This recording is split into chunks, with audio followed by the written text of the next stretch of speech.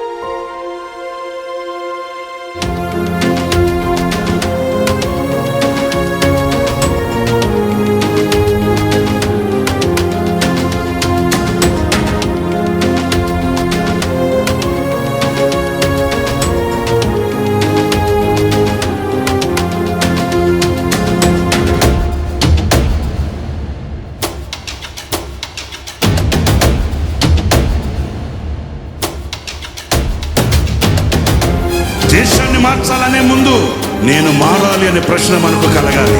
ప్రపంచాన్ని మార్చాలి అనుకున్నాడు, నేను మారాలి అనే ఆలోచన మనకు కలగాలి. ఆత్మ కలిగించు ఐక్యత లేకుండా అడుగు వేయలేం.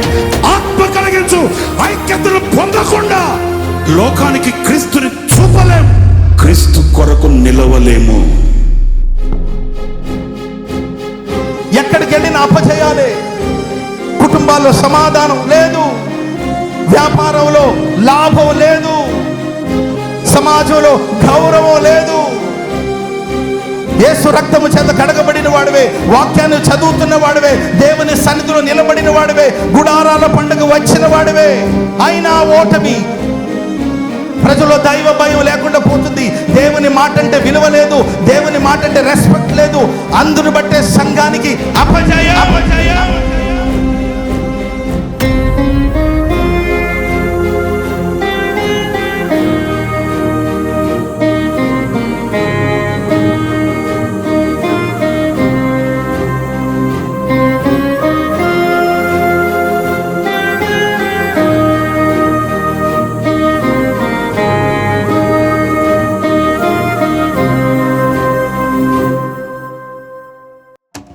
దేవుడు అంటున్నాడు, ఈరోజు ధూళిగా పాడైపోయిన నీ జీవితాన్ని పరిశుద్ధాత్మ వర్షాన్ని కుమ్మరించి నిన్ను చీకటమన్నుగా చేసి ఒక రూపాన్నిచ్చి నిన్ను సౌందర్యంగా మార్చగలిగిన సమర్థుని, శక్తి కలిగిన దేవుడి వర్షాన్ని కురిపిస్తానంటున్నాడు.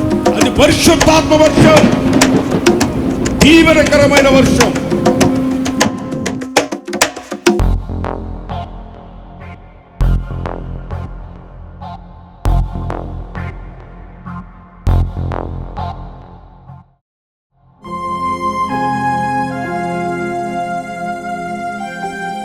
పరిశుద్ధ గ్రంథాన్ని మనస్సు పెట్టి చదువు.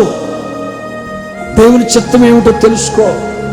మీరందరూ బాప్తిసం పొందడం అనేది దేవుని సంకల్పం, దేవుని చిత్తం. ఎందుకు ఇంకా బాప్తిసం పొందకుండా నాటకాలు ఆడుతున్నావు?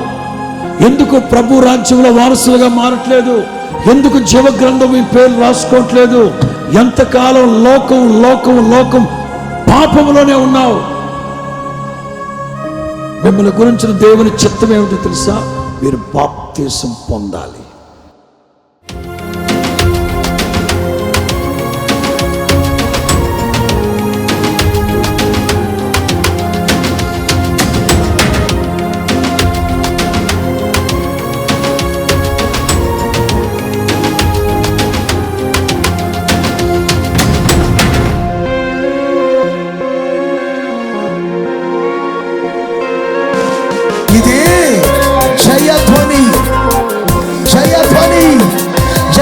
సంబంధించిన కేకలు జయమే జయమే జయమే.